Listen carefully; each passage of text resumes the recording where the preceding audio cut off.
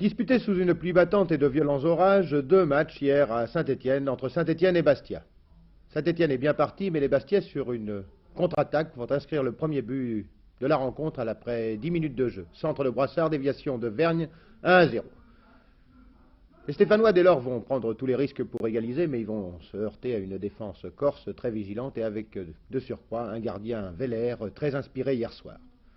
Une occasion manquée de peu, et suivez bien cette tête d'Hervé Révelli. Veller en est tout ébloui, autant par la boue que par la violence du tir. 1-0 à la mi-temps. Et puis les Corses vont s'attirer la sympathie du public stéphanois, c'est assez rare pour l'équipe visiteuse.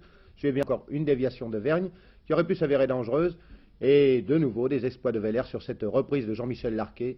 Il est encore une fois de plus à la parade. Le coup franc, là, la balle va être dégagée par Lopez en corner, et sur ce corner, Neumann va marquer une tête absolument imparable dans la lucarne. 2-0, c'est la consternation dans le stade Geoffroy Guichard. Il reste exactement 15 minutes à jouer. Et puis, une panne d'électricité providentielle pour les Stéphanois, après que Vergne, in extremis, sur cette passe de Papy, ait manqué le bonus. Bastia avait donc remporté le premier match de 80 minutes, mais Saint-Étienne allait remporter celui de 10 minutes, et ce, en marquant 3 buts en 4 minutes. Larquet qui emmène son attaque. Et puis des balles qui vont revenir gagées à la désespérée par cette défense bastiaise qui quand même subit le match, et une reprise de Sinaguel 2-1. Un vent d'espoir souffle sur le stade. Le titre de champion de France, peut-être. Et puis cette tête de Piazza, c'est officiel, ils sont maintenant champions de France, pour la 8e fois.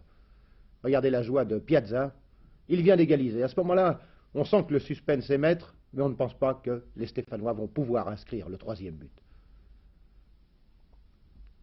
C'est l'allégresse dans le stade. Suivez bien le corner de Saramagna, une reprise de Repellini. Une fois de plus, l'infortuné Veller s'inquiète. 3-2, c'était du grand Hitchcock. Mais attention pour les Stéphanois, un avertissement avant leur demi-finale de coupe contre le même Bastia.